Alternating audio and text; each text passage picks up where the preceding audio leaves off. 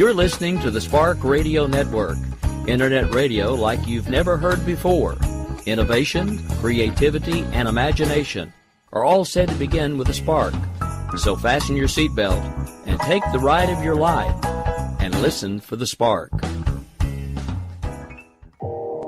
You are listening to KLRN Radio, where liberty and reason still reign.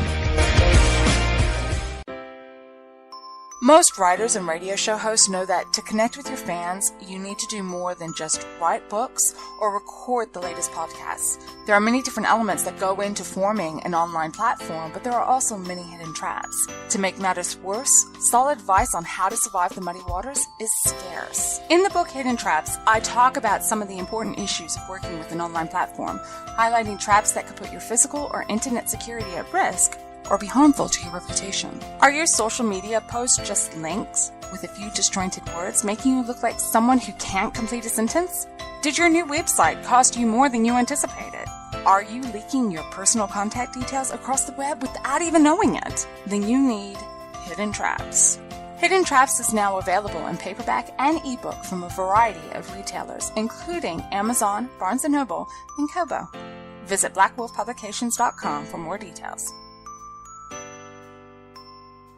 If you're 85 or younger, would you like peace of mind and comfort for your family? We're Final Expense Direct with an urgent message for you. The average funeral today costs over $8,000, but the most you'll get from government benefits is $255. How will your family pay the difference? We can help. Our senior plans start as low as just $1 a day and pay up to $30,000 for a funeral and other final expenses. Peace of mind is easy. There's no medical exam. You'll have lifetime coverage, and your plan can't be canceled as long as you pay your premiums. Call now for free information about our senior plans. Answer a few simple questions and receive approval right on the phone. Plus, call right now and we'll give you a discount prescription card for free. Call 800-553-8687. That's 800-553-8687. Again, 800-553-8687.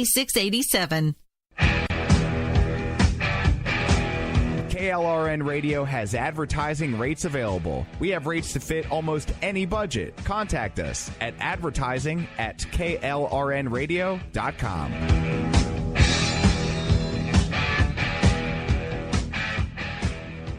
Attention business owners and independent contractors. This is a money-saving message from Tax Mediation Services. If your business owes $20,000 or more in taxes, we can help you today, right now. Listen, dealing with the IRS is no picnic. It's an intimidating and extremely stressful process, and you don't want to go it alone. Our attorneys know every law, every tax break, and every possible opportunity to help you resolve and reduce your tax debt. And if you owe more than $20,000, you may be at the top of their hit list. So don't take your tax debt lightly, because it will not go away on its own. The IRS can seize your bank accounts, your home, and even shut down your business. Call our tax experts today at 1-800-783-0810 and let us deal with the IRS while you focus on your business. That's 1-800-783-0810. Again, that's 800-783-0810. My son was in the Army back during Desert Storm, but even then he wanted an MBA. He looked at a dozen schools, but only one offered the online education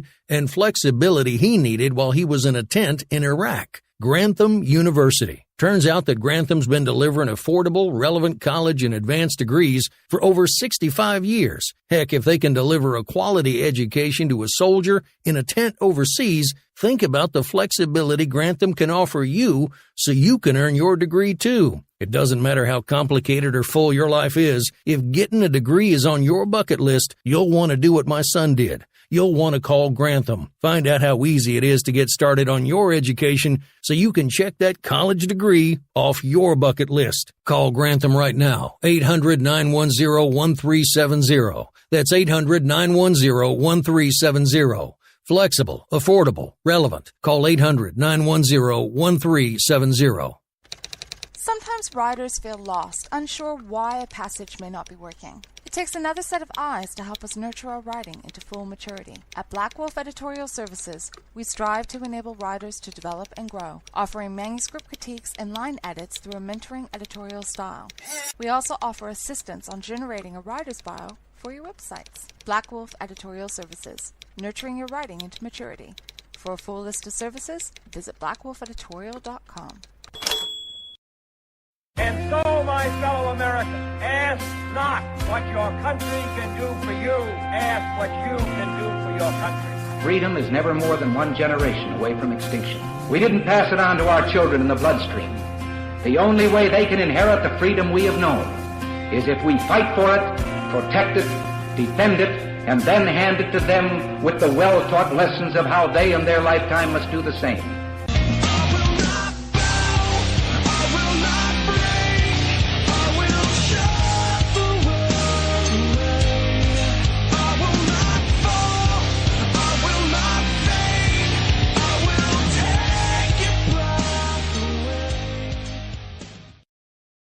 All right, folks, happy Thursday evening. That's right. It is, as I like to call it, Friday Eve, because everybody knows we live for the weekend, right? So anyway, this is the Jen and Nick Show. I'm one half of the crew, Mr. McRobbins, and the other half of the crew is just in from her day gig, and Miss Jen Homestead. And if memory serves, I do believe you said that next week we will likely be doing replays, so I just want to make sure that I heard that right.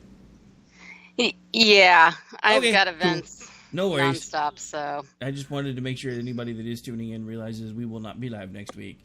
Because, yeah, it's that time of year where she has to kill herself to make money. I have to do my real stuff that's doesn't always pile up like this, and certainly not during the week like this. But for South by Southwest, it certainly is not a weekend thing. It is an all-the-time thing for pretty much 10 to 14 days. So, well, 10 days that it's open, that the public is going to it, a good 20 days for me. But these nights leading up to it, I can get off a little bit. I can sneak out of there and come hang out with you on the radio for a little bit.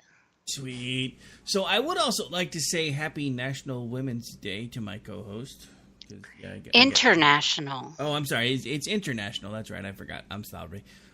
I didn't give you the credit you deserved. Thank you, though. Well, here's the thing. I was thinking about it because actually someone earlier today when I was at work, so my boss came in and he was like, oh yeah, I'm the, for our crew, there's all this other crew there for production and design and whatever. So there's all sorts of women, but for our crew, that's like, you know, is our core group of people that work all the time and have the keys to the kingdom. I'm the only woman, other than his wife, who's very involved in the business. But as far as like an employee goes, I'm the only woman, and I'm his right hand. I'm the top, head honcho, I guess. So he came in and he brought me a breakfast taco and was like, Happy International Women's Day.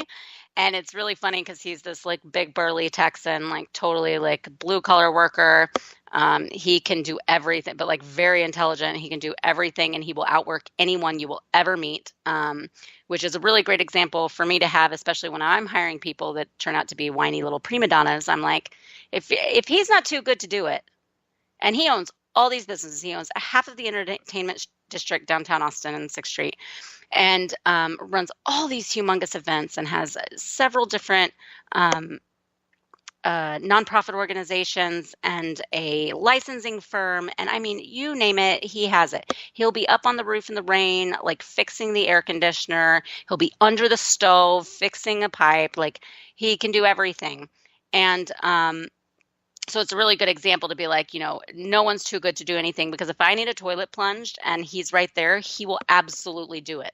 So he's such a great example, but we do often make jokes about how I am not very shy about that. Like, I don't like to work with a whole lot of women, and especially in my field, I have a lot of labor, and so it's much easier to get things done typically. I mean, there are men that aren't that great at this, but typically easier to get things done with a crew full of guys than it is with a crew full of girls. And I in general just prefer that, and there's not as much drama, and there's not like breakdowns and all of the other things that come along with the more delicate sex. But so he came in and was like, Happy International Women's Day. And then I laughed because I hadn't even been on Twitter yet. I didn't even realize that was a thing today. And I was like, what? And he's like, yeah, don't you know? Like, it's International Women's Day. So I guess this is the day we all have to kiss your butt. And I was like, started laughing. And I said, well, that's every day, of course. Y'all always do. And he's like, no, I know, we actually do. But I was thinking about it because then my chef said, wait, but I don't really get it. Like, what does that even mean? I mean, y'all are already more than half of the population. Like, what's the deal with the day? Like, needing a day of this. So I kind of thought about it a little bit. And I think if it was National Women's Day, like the United States of America, I think, yeah, you know what? That seems really silly. We have all the same rights as men. We run companies.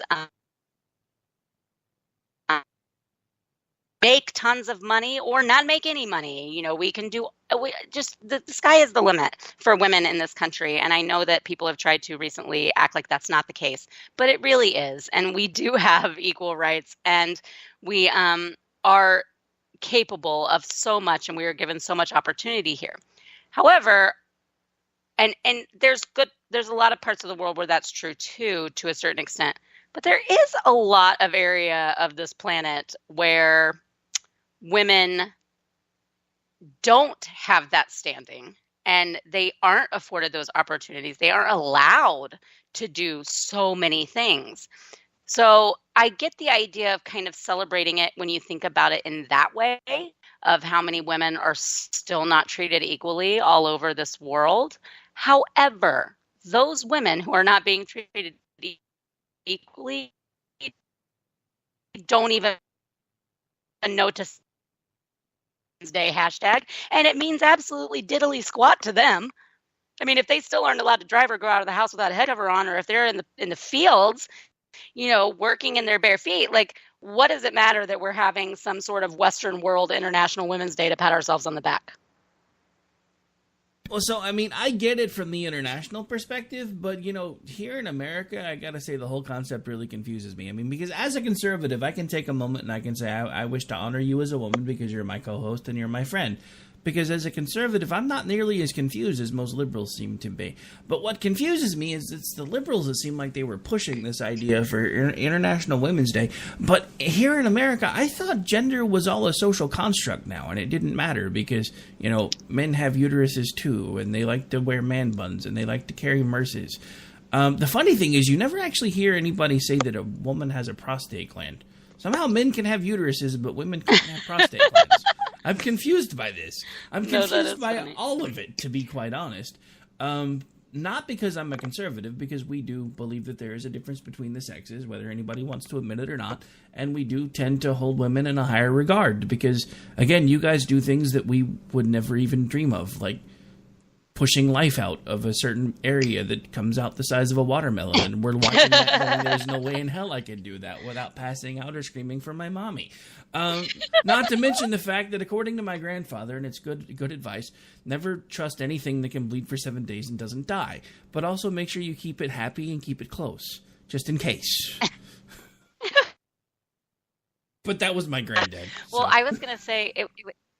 It is interesting though because working in this town, in this in the heart of this city, this pretty liberal city, and I get a lot of young people working for me, and they are often very passionate about the causes of the day, and they are usually very progressive, pretty liberal.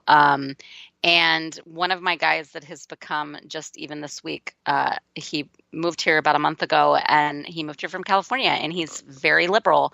And even he was like, wait, but I thought everyone was equal. Why are we giving special, why do we have, he's like, that's one thing I still don't understand. He's like, I am so progressive and I totally am a Democrat, but one thing I still don't get, and he's 21 years old, okay, and working his knuckles to bleeding for me the last few days. And he even says, Like, I mean, if we're going for equality, then why do we constantly see, like, why do we constantly have all these celebrations for different genders, different races, different this, different that?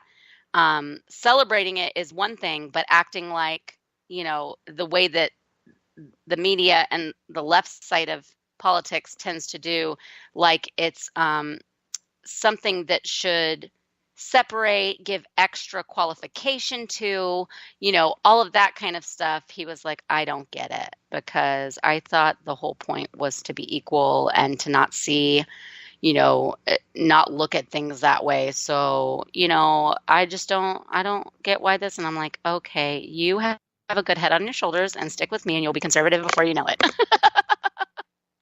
The funny thing is, that's honestly more often true than you realize. That's like Bryce, the kid that used to do Finding Common Ground with me.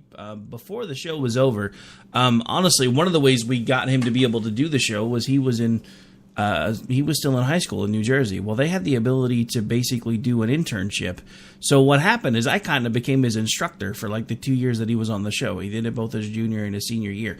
So as part of his senior year thesis, because I actually had to assign the kid homework, poor kid, I made him listen to his first show, and then I made him listen to his last show. And then I made him write out a contrast and the changes of his beliefs in the 2 years that he'd done the show. And he came back to me and he said, I hate you. Like, what do you mean you hate me? Well, I already knew that this kid was going to be an easy turn. And I'm sorry, I'm not meaning to like play like, okay, I can just turn you into something. But I mean, sometimes people already have like a value set and things that are more compatible that lend to being something that I'm like, I can see how you have these beliefs and these values and this skill set, like these ethics and, work ethic and everything, that I can see how it will not be difficult for you to bridge that gap to understanding a more conservative point of view. And I already knew this had to be the case with him he was working with me for about a day. I had a good friend of mine that recommended him, and he's just moved here, like I said, about a month ago. And then halfway through the day, he was saying something about, and I haven't been there yet, okay, because I've only been here like 3.5 weeks. And I said, why did you move here? Like, do you have family? Like, I know a lot of people just move here just because Austin is kind of a hot spot right now. And, a lot of young people, it's a good town for young singles. There's lots of work. It's fun, great weather, all that kind of thing. And so I was thinking maybe that was just the deal. And he said, actually, my brother a couple years ago decided to join the Army, and it completely shocked my entire, crazy blue family. That he wanted to serve in the military, but he got stationed at Fort Hood in Killeen, and him and his wife have 2 young kids, and he's going to be deployed in May. So I moved here so I can help my sister-in-law with my niece and nephew while I go to school. And I went, wow, okay. Obviously, you are like Mr. Heart of Gold. This is amazing. And so what he's doing is all leading up to May is he's working as much as he can to save as much money, and he, as much money as he can. And then he's going to go to school, and then he'll be available to take care of the kids, like after daycare, after school, so that she's a nurse, so that she can work at night. And he has seriously like nonstop. It's like, he walks in the door and like he never stops moving.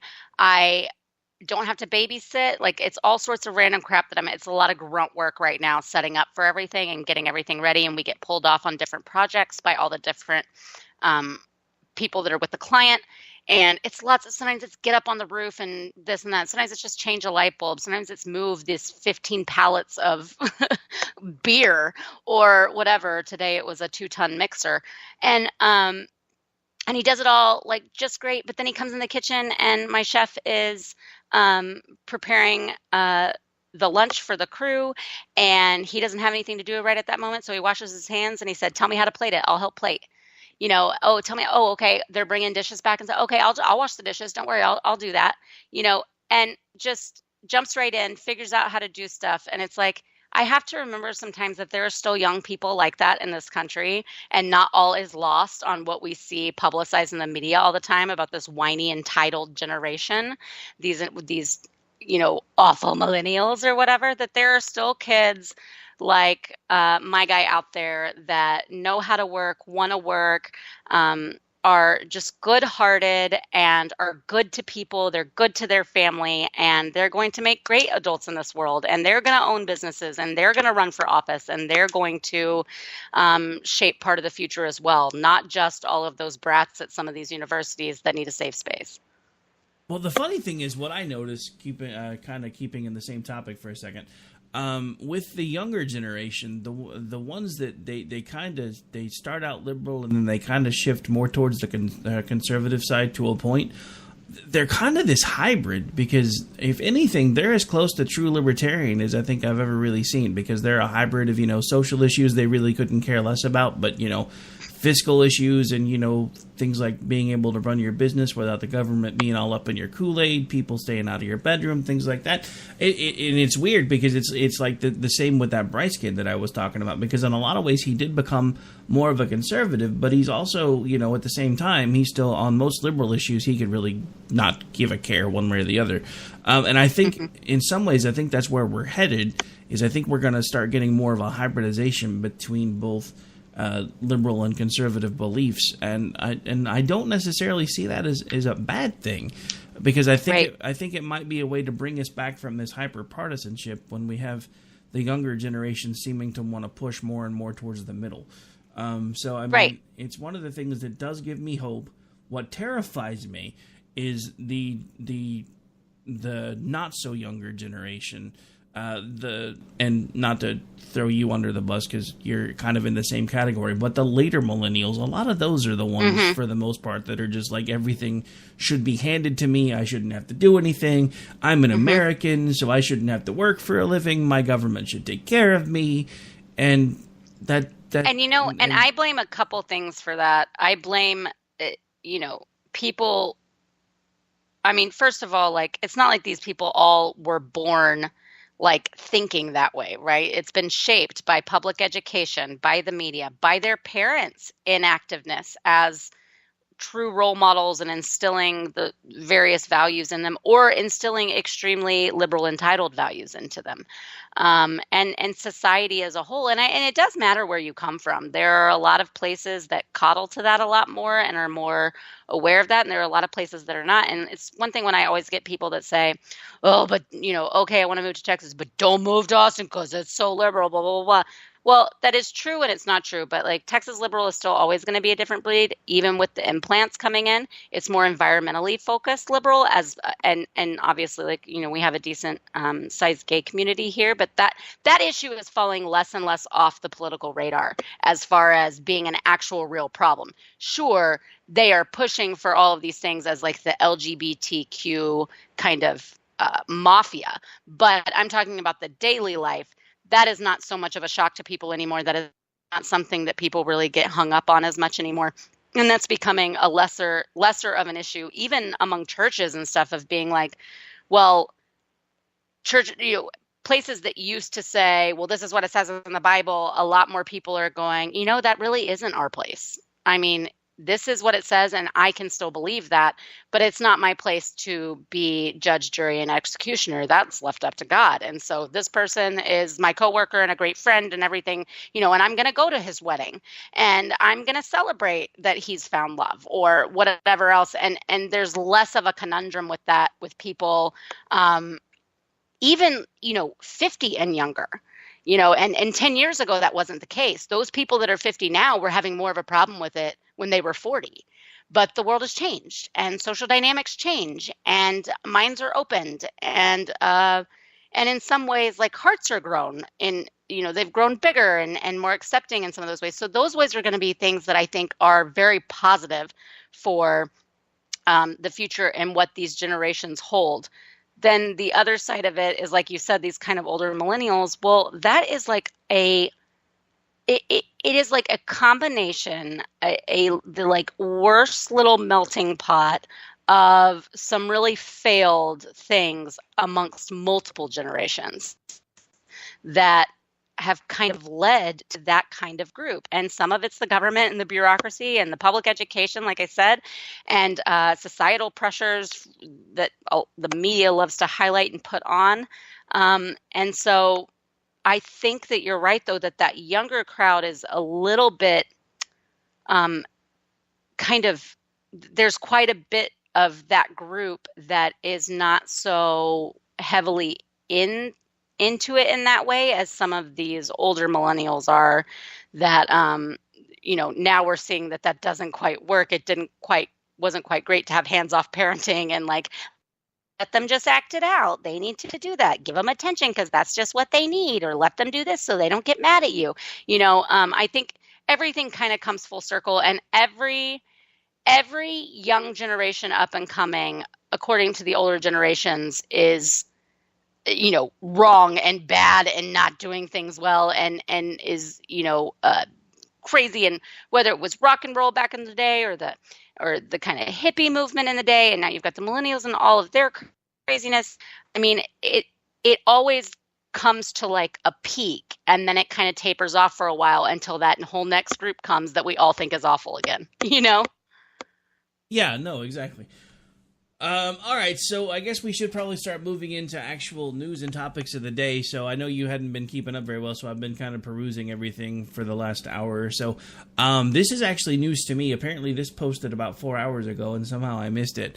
So you remember when the mental midget of the North had made noise about potentially wanting to meet with POTUS? He's now actually confirming that he would actually like to sit down and discuss possible denuclearization. Not sure what the strings are. What?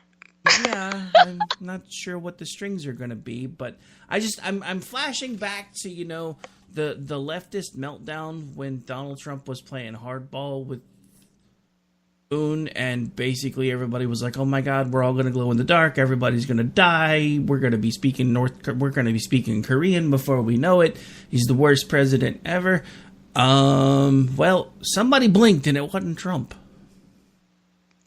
Just saying. I just wonder, for me, I always, particularly with dictators, question motivation. And so I'll be really skeptical to see if any of this is, because I did read a little bit about this earlier. I'm very skeptical, and I will be kind of waiting to see how much of a genuine attempt this is, as opposed to another reach out like to South Korea to, butter them up more, kind of like they did during the Olympics, and then to kind of continue that to soften them up for maybe get them lying asleep or something, and then have a vicious strike. That's the only thing I worry about with a regime like that. Oh, no, I mean, I get it, and I'm not exactly sure that I believe it either, but at the same time, it just, say what you want. It at least looks like, Trump's hardline policy with North Korea might be working. Now, I will say that at this point, now somebody put together a piece, I believe it was from the Washington Post, suggesting that due to North Koreans' planned talks for denuclearization, maybe President Trump should be the one nominated for a Nobel Peace Prize. All I'm going to say about that is no. Yeah. No, he doesn't need anything else to stroke his ego. No kidding. Well, and I think he's already had multiple porn stars stroking other things. We don't need anything else to ego. No, and I think that they've maybe too hastily given the prize to presidents in the past when it probably wasn't really that warranted compared to other people on the list. Obama's is still just something that makes me scratch my head, but I don't know. That seems like that should be way off the radar to me. Hang on, we have some audio. Good evening. Today I had the privilege of greeting President Trump on my recent visit to Pyongyang, North Korea. I'd like to thank President Trump, the Vice President, and his wonderful national security team, including my close friend, General McMaster. I explained to President Trump that his leadership and his maximum pressure policy, together with international solidarity, brought us to this juncture. I expressed President Moon Jae-in's personal gratitude for President Trump's leadership. I told President Trump that in our meeting, North Korean leader Kim Jong-un said he is committed to denuclearization. Kim pledged that North Korea will refrain from any further nuclear or missile tests. He understands that the routine joint military exercises between the Republic of Korea and the United States must continue. And he expressed his eagerness to meet President Trump as soon as possible. President Trump appreciated the briefing and said he would meet Kim Jong-un by May to achieve permanent denuclearization.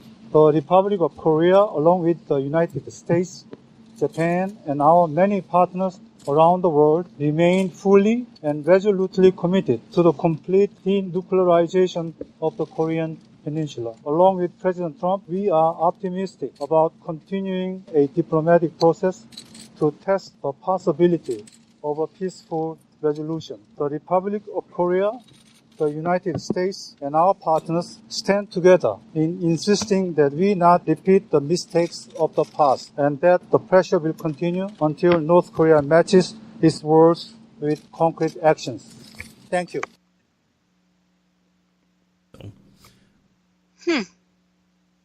Interesting times we live in. That's all I'm going to say. Well, I did just see a tweet that said, "Oh no, Trump is going to war with North Korea. We should try diplomacy." Everyone in D.C. for the past 6 months. "Oh no, Trump is going to talk to North Korea." Everyone in D.C. tonight. Yeah, and it's true. I mean, but I mean, honestly, you know what? Say what you want, and you know everybody's making all this noise about Stormy Daniels, everything else from like 11 flipping years ago, blah blah blah, yada yada yada. Now she's gonna rake him over the coals because he didn't sign the NDA that he wanted her to sign, yada yada yada. Look, I don't really care. It was 11 flipping years ago. He wasn't president yet. I find it really interesting that so many of the people that seem to care so much about this and think that this is so incredibly appalling are the same people that to this day defend Clinton's infidelities in the White House on taxpayer paradigm that he committed perjury over and cheated on their queen for. And they still defend that and say none of your business. What happens, you know, in their marriage happens in their marriage and happens in the bedroom, blah, blah, blah. Who cares? So the funny thing is, I actually heard somebody today, and I'm going to basically take it at face value because I don't necessarily know if they know the president and the first lady or not. But I heard some audio today, and I can't remember who said it.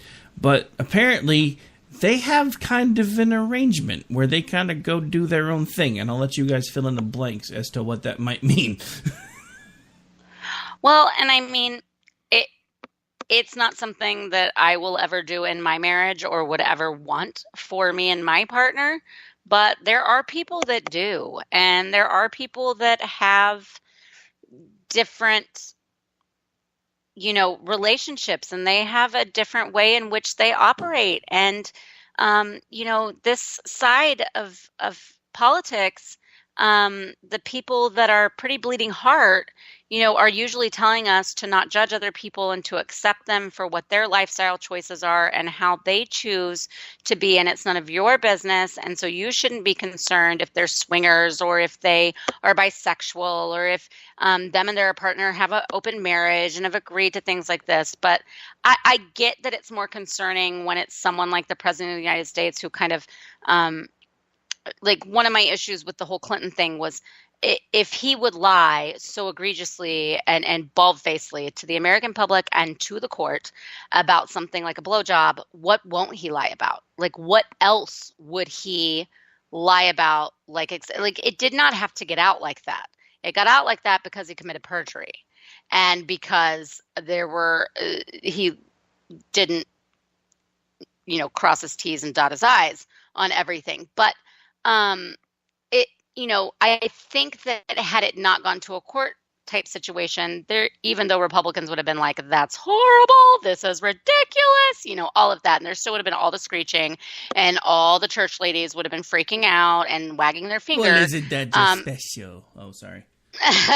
They would have been less hair on fire, I think, if it had not involved state matters. You know, if it had not actually involved some issues with security and then gone to court, but it did. So that's the issue. And I think it's just really interesting to me that so many people that tell everyone else hands off, like don't judge, don't think bad thoughts, don't you dare even pretend to know who they are, what their heart is, or what their value system is based on what they've chosen to do in their relationship, when then they're turning around and screaming about someone who is a known philanderer. Like, he is known to have infidelities. This is not a secret. This has not been something that has changed throughout any of his other marriages. And sure, I guess you hope that he finds that one where that's not the case anymore, and there's a level there that's not going to be what happens. But I mean, this is not like this is something new about who Trump is. Yeah, I mean, it's never been a new thing. I mean, he's the first one to tell you, as far as he was concerned, he was always a playboy. I think it's... I mean, 15 years ago, you can't elect a president. You probably would not be able to elect a president that had such an open and public past like his. Yeah, no. There were ones that had private ones like that, and the rumors were there, and everyone kind of knew, and it was kind of an open secret, but it wasn't put on the table like that. His has been on the table. It has been in the tabloids. It has been in lawsuits. Like, this is about as open, and I know there's still some things hidden or whatever, but I mean, in general, all of it is about as open as you can get, and he was still overwhelmingly elected. Yeah, and I mean, but, the funny thing with me is, the people that voted for him, because, I wasn't one of them, the people that voted for him, they didn't care about whether or not he was faithful to his wife. That's not what they put him in office for. They put him in office. And see, and I did. It mattered to me on some level. That wasn't the main reason why I didn't vote for him, but it sure did factor in. Those kind of personality flaws, those kind of issues with ethics and values does matter to me, and that is something that I have a problem with. Not that some people can't make mistakes and can't be forgiven, but this was a pattern, and so that did play in to whether or not I supported or did not support Donald Trump. It was a small part, but it was a part, and so that's okay too. But like you said, most of the people who voted for him either A, didn't care about it at all, or B, were willing to overlook that. Because they were more worried about the message of him trying to make America, other things. Him working to try to make America great again. And the reason that becomes an important distinction for a lot of people is because even now we still see the left going completely crazy. I saw Bernie Sanders today touting the person who's now the new head of the Let's Make America Socialist Again movement, and they're in the Senate apparently trying to work for single payer again, even though that fails miserably everywhere it's ever been tried, including the fact that they now legitimately have death panels in Great Britain. But yeah, let's try socialized medicine here because it works so well everywhere else. All right, so we're up against a break, so we should probably take that this time because last week we kind of went right through it. So we'll be right back. We're going to pay some bills this week, maybe.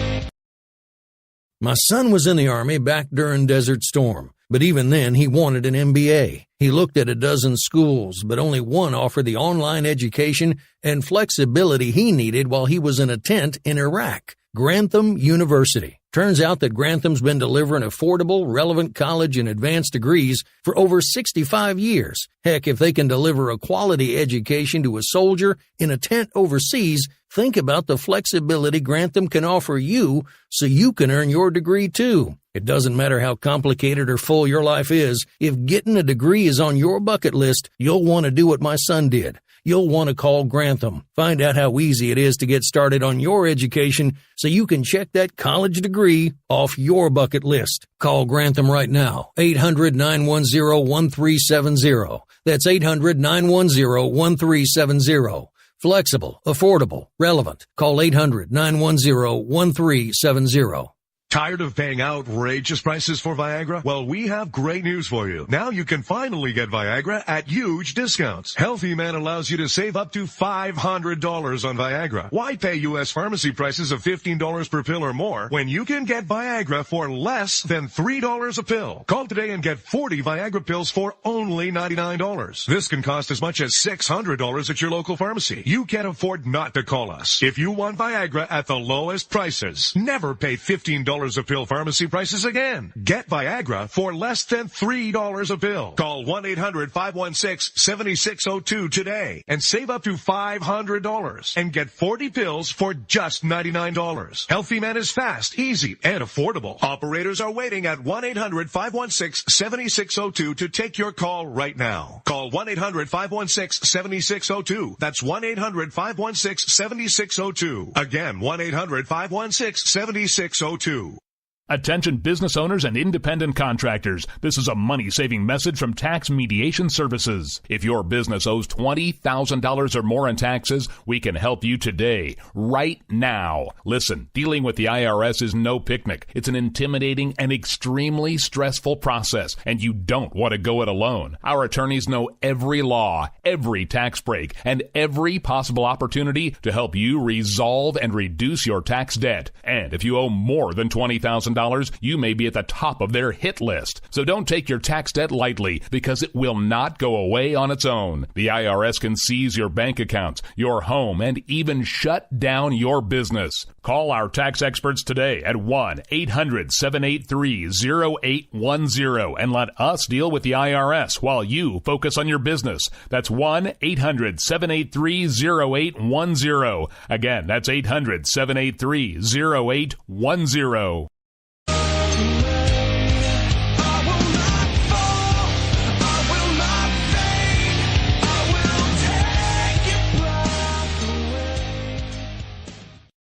Welcome back, folks. Hey, we actually made it back from break on time. We get to talking half the time, and I lose track. So I was actually just sitting there watching the clock this time going, okay, when do I need to start playing the bumper? So you guys aren't sitting there for 30, 45 seconds going, did they run off and leave us on their own show? All right, so anyway. But you know what? But I think it's actually a good thing in general because, like, so the audience knows, like, we actually do like to talk to each other and talk about this stuff, and we can just really get into it and go off. And so if we weren't doing a show with y'all, we could probably still call each other a couple times a week and just spend a couple hours on the phone chatting, because we're not just forcing this when we're on air with each other. We like to talk to each other and talk about stuff that's happening in the world.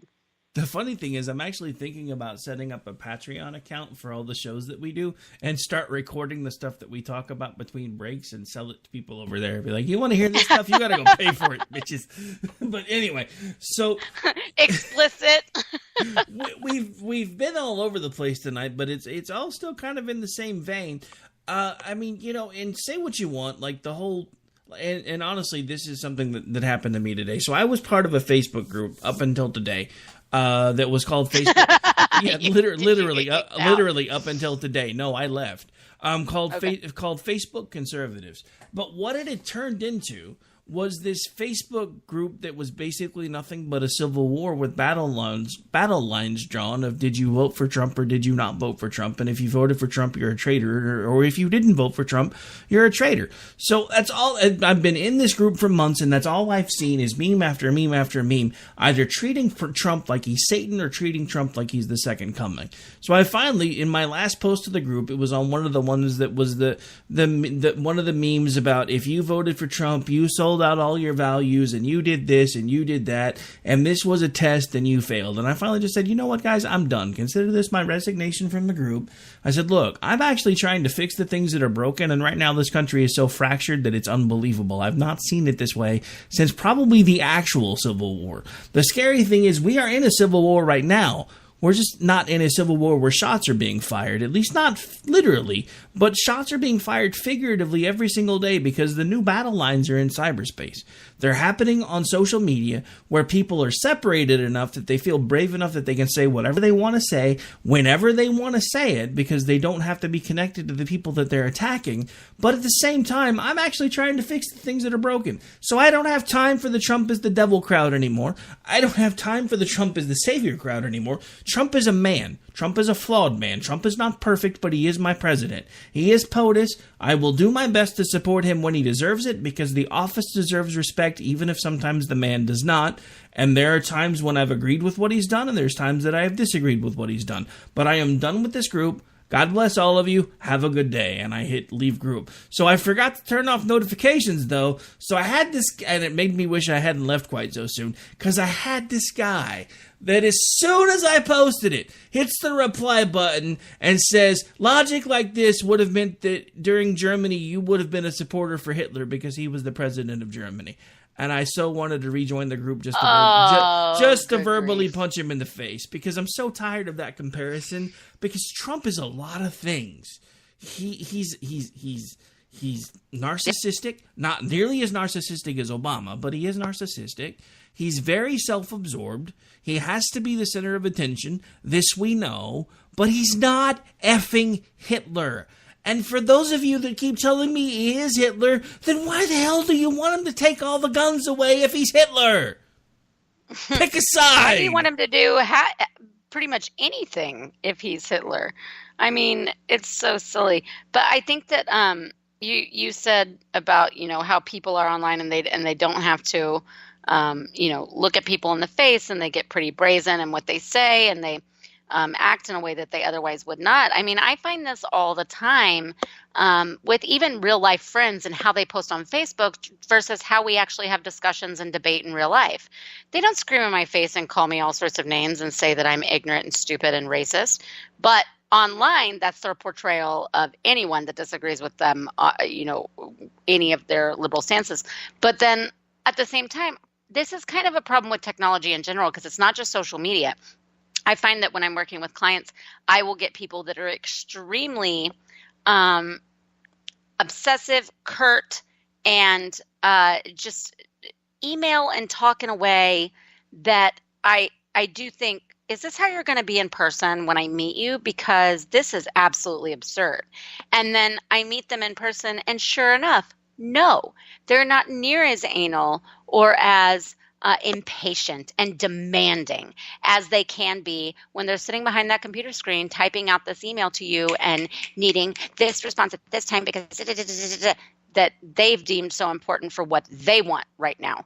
And so it transfers over to not just the media, but just in general, how we interact through technology. And I think it happens in text messages. And there's so many times where there are misunderstandings because tones don't come through correctly. Sarcasm sometimes doesn't come through.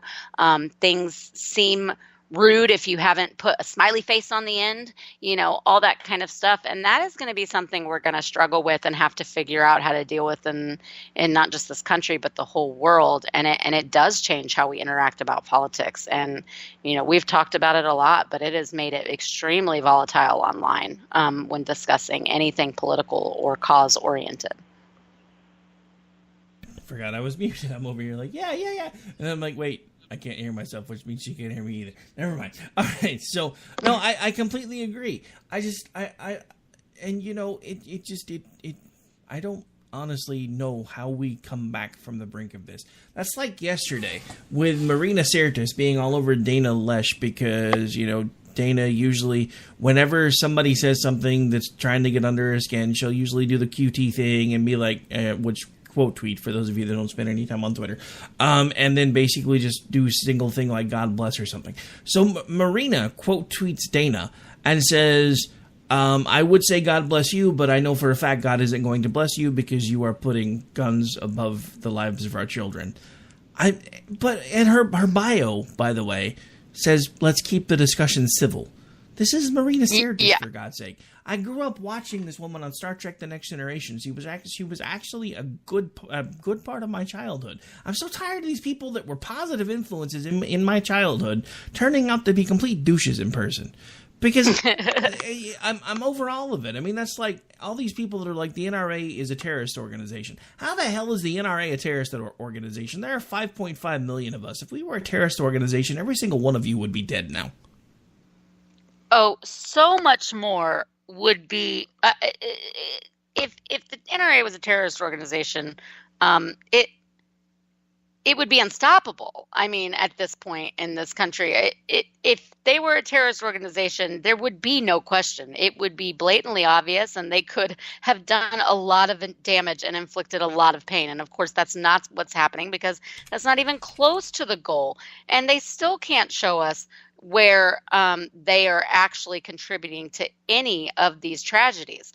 You know, if they want to get on the lobbying front, well then, you know, that opens a whole other can of worms, because a bunch of their pet organizations also lobby for things that could be considered unethical or not exactly morally good for this country. And I've heard talk of trying to say that, like, maybe charities shouldn't be allowed to participate in lobbying. And I don't think that's the answer either. I do find it interesting that we have organizations that receive taxpayer money that are also lobbying for all sorts of things with our taxpayer money. I mean, they can say that they're not all they want to and act like it's separate, but they're not. It's fungible.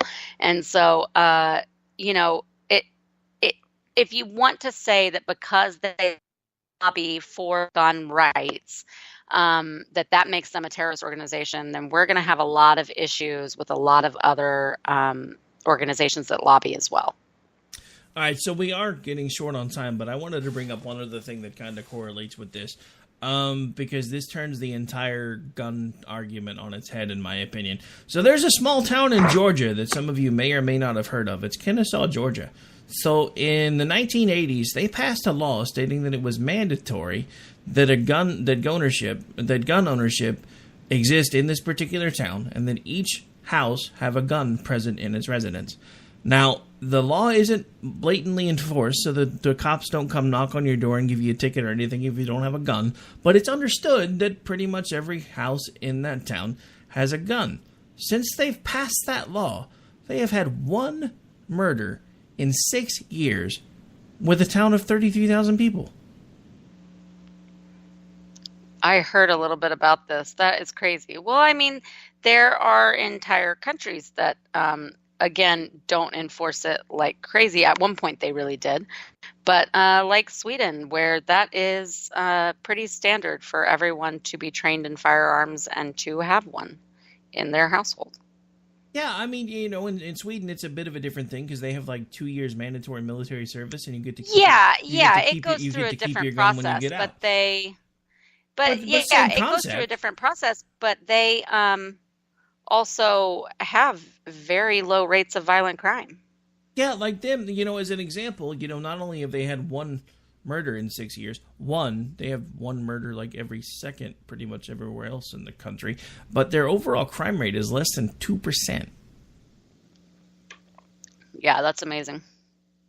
And it just goes to show you, because, you know, you go to some of the strictest gun control places in the country, and there's murder. Like, I mean, how many people get murdered in Chicago in a weekend? It's so bad, and it's gun violence. But that's what I'm trying to make people understand, because everybody's like, well, if we just do like Australia and we ban all the guns, that didn't even work in Australia. They only had about a 45% turn-in rate with their weapons. Everybody else decided they were going to keep them and tell the law to F off. I'm not majorly surprised, considering the entire country of Australia started as a prison colony. But to act like we have this, you know, this golden ticket where we can make all guns illegal and suddenly everybody's going to turn them in and sing Kumbaya is laughable, because people are still going to get murdered and they're still going to find ways to get guns, because there are plenty of illegal ways to get guns. So to me, this model makes more sense. Now, is it going to work everywhere? No, because you have way too many completely liberalized towns where they think the guns are going to jump off the desk and start randomly shooting people because they're terrified of them. But would it work if we actually would start teaching people that guns are tools, not these super inhuman killing machines that everybody wants to make them out to be? That would be awesome, because that's part of the problem. If you look at the difference between now And 200 years ago, everybody had a gun because you had to. You had to be able to defend yourself from wildlife that might have come onto your property. You had to be able to kill food when you needed it. You had to be able to defend yourself from people that may want to come take something from you that doesn't belong to you. So it was really common to have firearms. As we have become more quote-unquote civilized, it is now less common to have firearms. And we have an entire group of people that think nobody needs to have guns. But the funny thing about all these people that think, well, you as an American citizen don't need a gun, that's funny because you live behind a wall in a gated community and you can pay $35,000 a year minimum per person to have somebody sitting there watching your butt with a gun 24 hours a day, 7 days a week. So don't tell me what I should or shouldn't have when you still have guns even though you're not the one that's carrying the gun. Just saying. Well, and also so many of them being like, well, law enforcement should, and that's why they blah, blah, blah, blah, but they're also the ones out protesting the police. Yeah, that's another part of this that I don't get, because the left, I swear, it's like the left is bipolar. Because one minute they're saying that we shouldn't trust the police because the police are crooked, they do all these things that they shouldn't do, and everybody gives them a pass. And then, now that Barack Obama's out of the White House, all of a sudden the left is completely in love with the police again, and they think they're the only ones that should have guns, and we should disarm the rest of the country. I is confused. I know. And then they, it's just so... it's like two sides. Like, you can't have your cake and eat it too. Like, either they can't be trusted, they're all Neanderthals and they're corrupt. So, we can't believe what they say when they are the witness to a crime. We can't believe their version of events. If there's an officer involved shooting, they're automatically awful and automatically everyone around them is covering for them. But then at the same time, like, oh, no, like, my neighbor shouldn't have a gun, but because I can always call the cop if someone comes to rob my house or their house, and those people, they will be the ones with guns. And it just doesn't line up. Like, you can't say they're incredibly corrupt and that they're a bunch of pigs that are just running around lawlessly, targeting certain groups of people and behaving abhorrently, even though there is some of that. That's not what I'm trying to say. There isn't. There is, but they try to be like that's the entire police force of every city, state, and town, and that's not true. And they've made that case a lot. But then, on the flip side, when it comes to gun control, they're saying, well, but the cops should have guns. These irresponsible, corrupt, racial targeting cops should be the ones that we trust with guns, and I shouldn't trust, my friend and neighbor who grew up with them for the last 55 years with one because I'm afraid. Yeah, and that's the thing that, again, it doesn't make any sense to me. But the funny thing is to watch a liberal's head nearly explode, because what I love to do is the ones that say, well, only the cops should have guns because I can call them when something goes wrong. I ask them if they have any fire extinguishers in their home, and when they say yes, I ask them why, since they can just call the fire department. But that's completely different. Fire extinguishers can't kill anybody. They can if you don't understand how to use them, because if you're using the wrong one, you can make the fire worse. So why do you need one? Right. I mean, and there are pros and cons to everything. And like you said, there are different places where things work better one way and another place. That's why we're made up of municipalities and counties and states that even have some of their own ordinances and laws. And we don't all have one thing under one umbrella. And that is the way it should be, so that the various communities know they can figure out what works for them and they can implement those things as best works for them. Unfortunately, what you can't do is say we are a county in,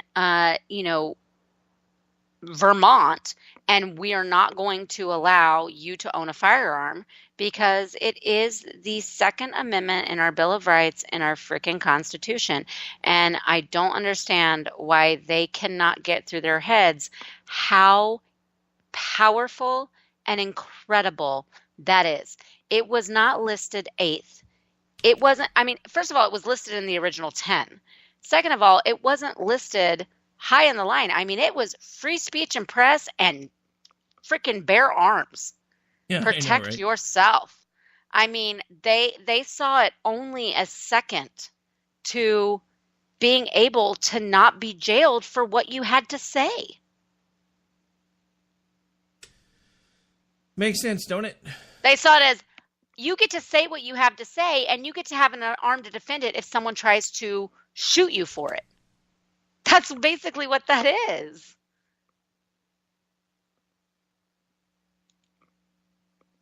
All right, well, believe it or not, we are officially just about out of time. So why don't you remind folks where it is that they can hang out with you, especially since you're going to be ditching me next week. No, I'm just playing.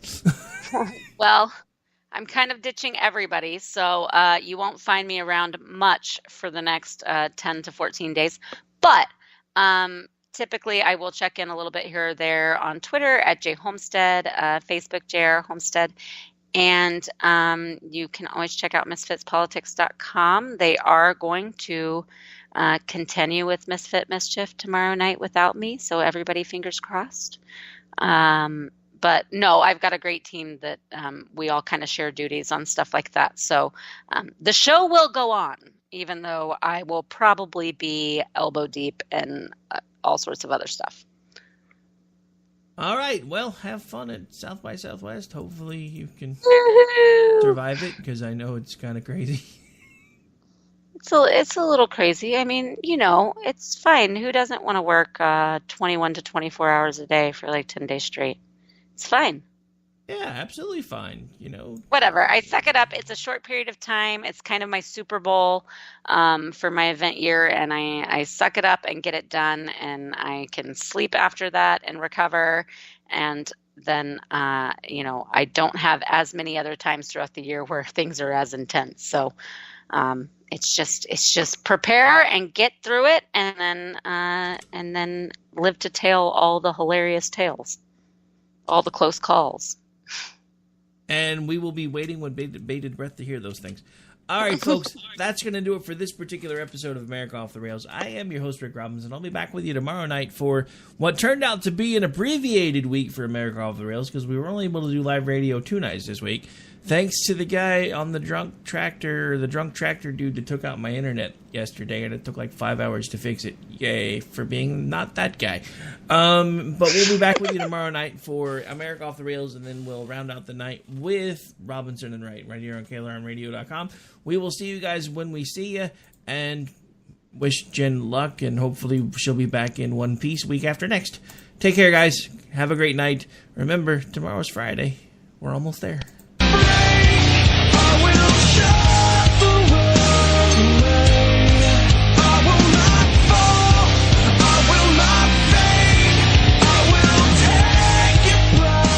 I hate this place. Nothing works here. The medications don't work. I've been here for 7 years.